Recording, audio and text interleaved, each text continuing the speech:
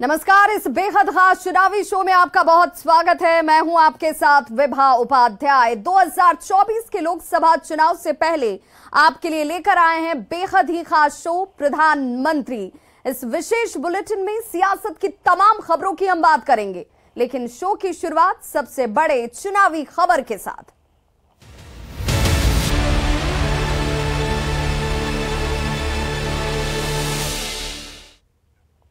तो प्रधानमंत्री में आज की सबसे बड़ी खबर है सनातन को लेकर जारी सियासी घमासान की। जी हां, उदयनिधि के बाद ए राजा का विवादित बयान सामने आ चुका है। सनातन की तुलना ए राजा ने कुष्ठ यानी कि HIV से की है। नफरत फैलाना धर्म तो मैं सनातनी नहीं हूं, जगदानंद सिंह का बयान। बिहार आरजेडी अध्यक्ष हैं जगदानंद सिंह, जिनकी तरफ से यह बयान आया है। बीजेपी का विरोधी दलों पर इसे लेकर जोरदार पलटवार और जाहिर तौर पर 2024 के चुनाव से पहले ही सनातन के मुद्दे ने देश की सियासत को बेहद गर्म कर दिया है। आखिर क्यों सनातन धर्म को चुनाव से पहले मुद्दा बनाया जा रहा है और क्यों इस मुद्दे पर सियासत इतनी सुलग रही है, समझिए इस रिपोर्ट के जरिए।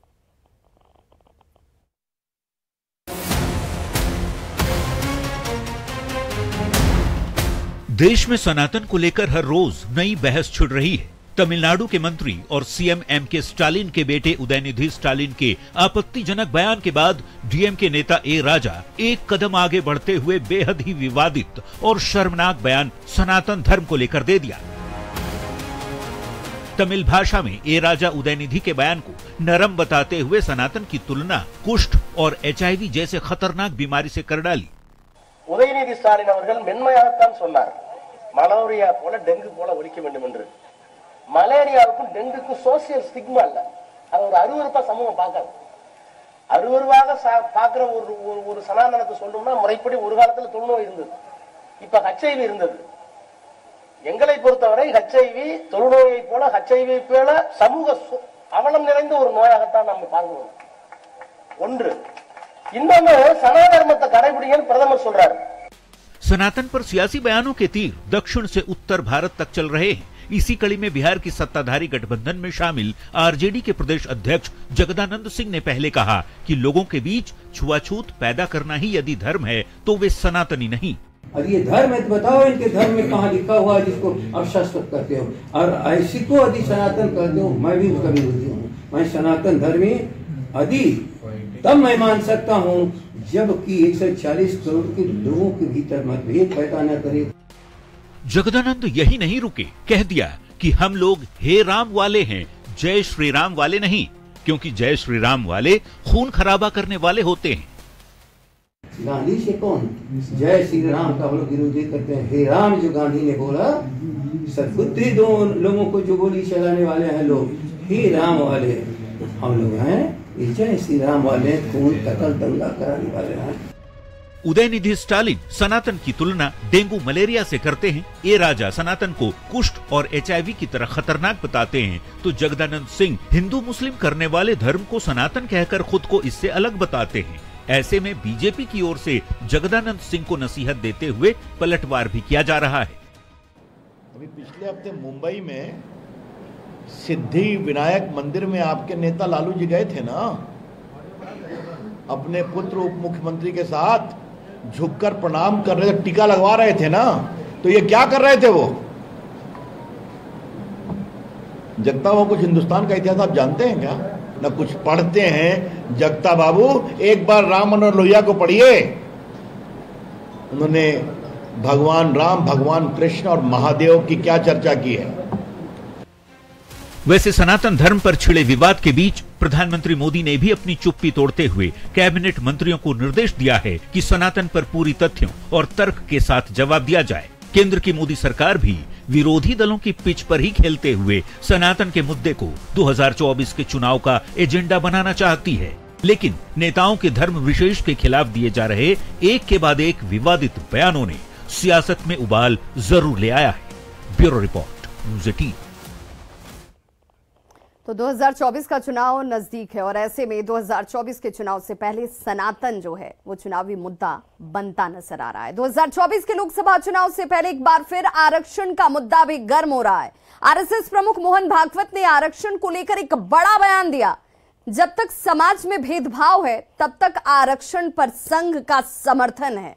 भागवत के बयान पर एक बार फिर से सियासत गर्म है। महागठबंधन के नेताओं ने बीजेपी को इसे लेकर निशाने पर लिया तो बीजेपी ने इसे पलटवार किया है।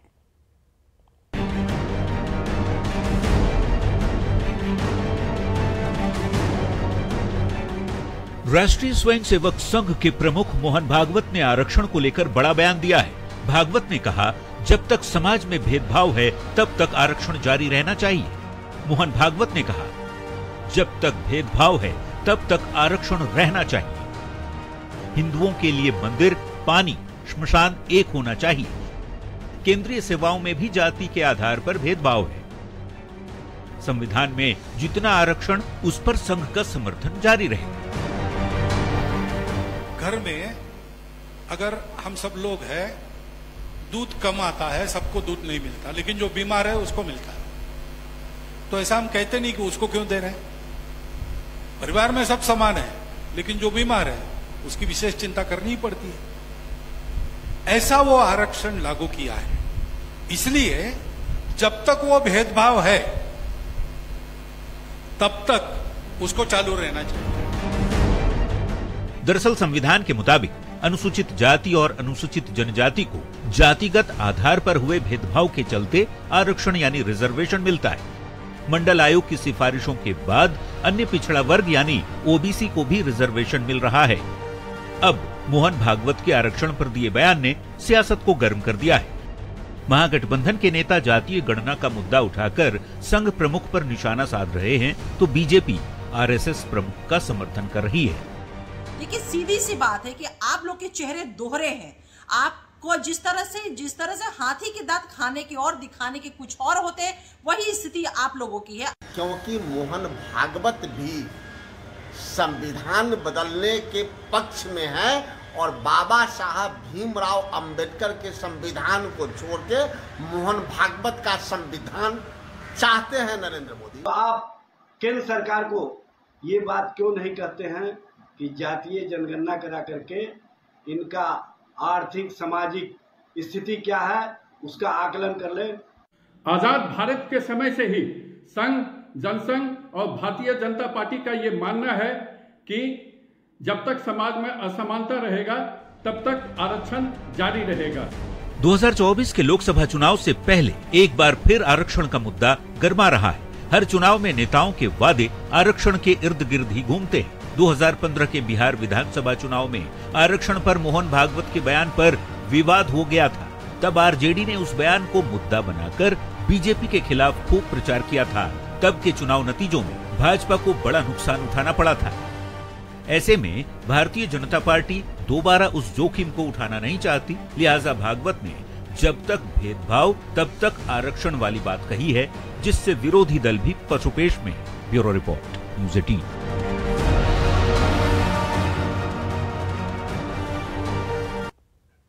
तो 2024 के चुनाव से पहले आरक्षण का जिन्न जो है एक बार फिर से बाहर आ गया है। प्रधानमंत्री में अब बात करेंगे नेताओं के बयान पर मचे बवाल की। देखते हैं बयान बवाली।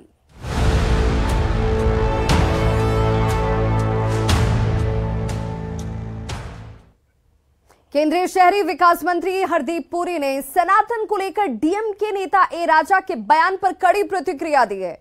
पुरी ने कहा है कि लगता है कि कुछ लोगों ने एचआईवी की बीमारी ठीक कराने के लिए डेंगू की दवा ले रखी है, जिससे उनका ब्रेन डेड हो चुका है। बयान बवाली में सबसे पहले सुनिए हरदीप पुरी को।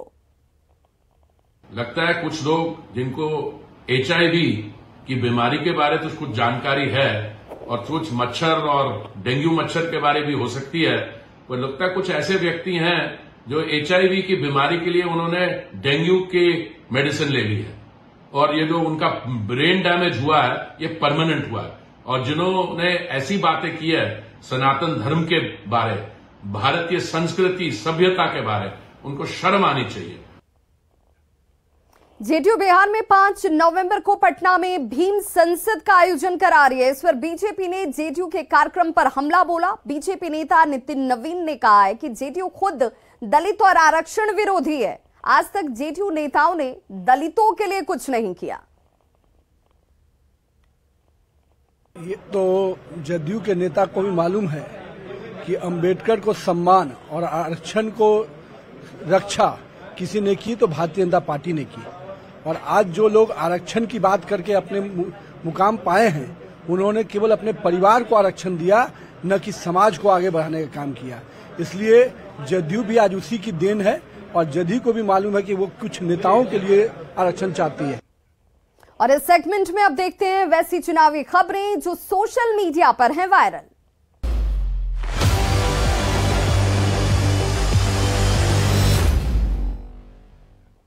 दिल्ली में G20 शिखर सम्मेलन में शामिल होने वाले देशों के प्रमुखों और वहां के प्रतिनिधियों को सोने और चांदी के बर्तनों में भोजन परोसा जाएगा। इन्हीं शानदार नक्काशी युक्त बर्तनों में विदेशी VIP मेहमानों को लंच और डिनर कराया जाएगा। ऐसे शानदार बर्तनों की तस्वीर आजकल वायरल है।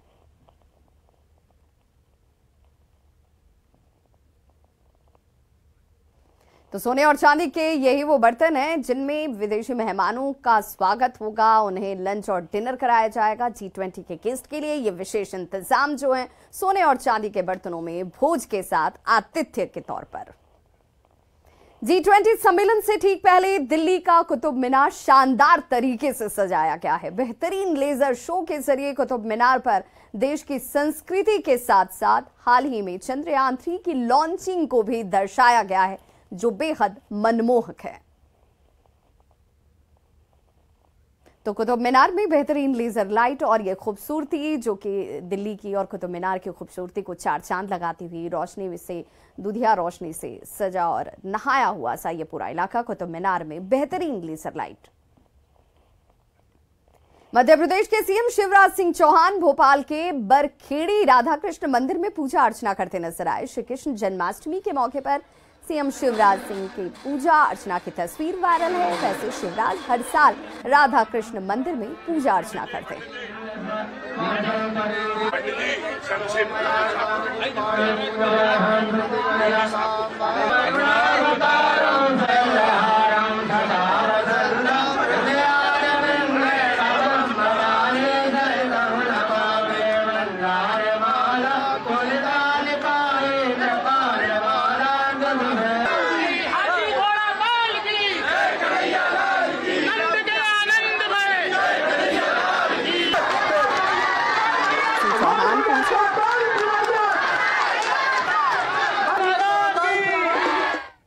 और प्रधानमंत्री के शो के आखिर में खबरों का 24वां मतलब फटाफट अंदाज में सियासत की 24 खबरों पर डालते हैं नजर।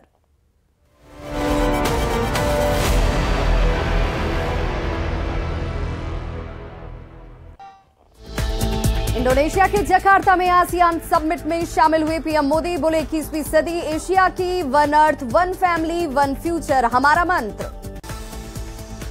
पीएम मोदी ने सभी मंत्रियों को G20 समिट के दौरान दिल्ली में रहने का दिया निर्देश। मंत्रियों से G20 इंडिया ऐप डाउनलोड करने को भी कहा।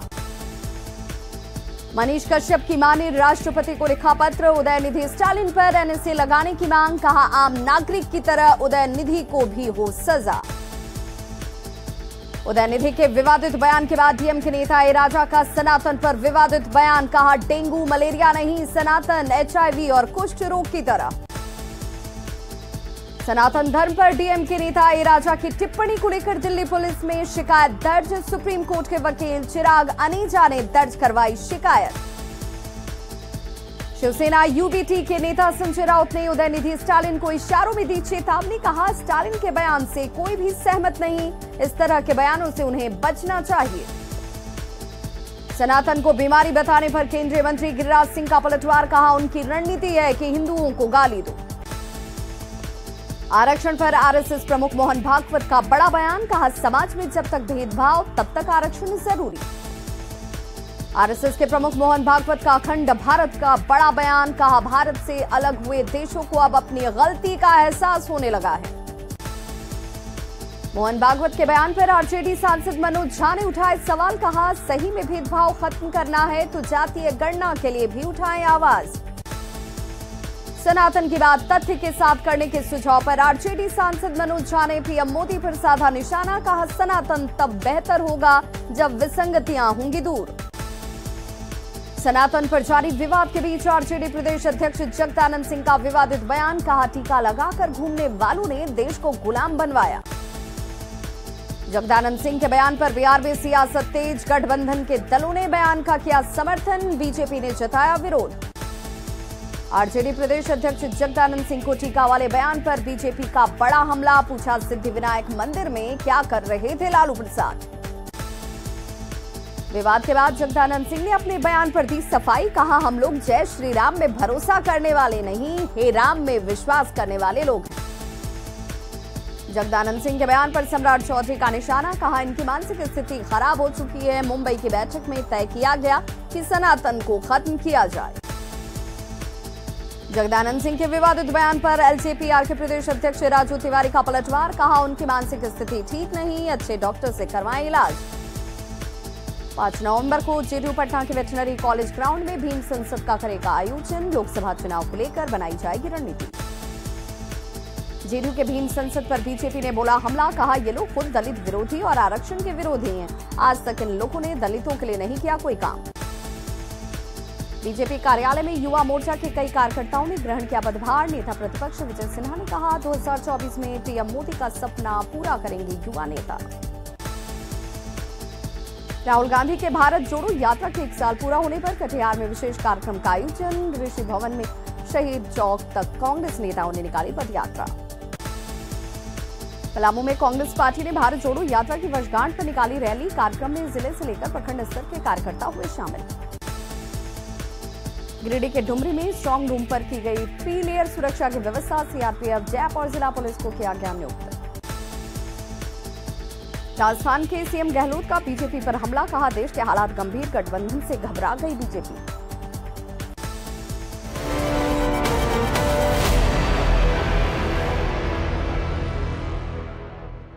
तो इस बुलेटिन में बस इतना ही, लेकिन न्यूज 18 बिहार झारखंड पर खबरों का सिलसिला लगातार जारी है।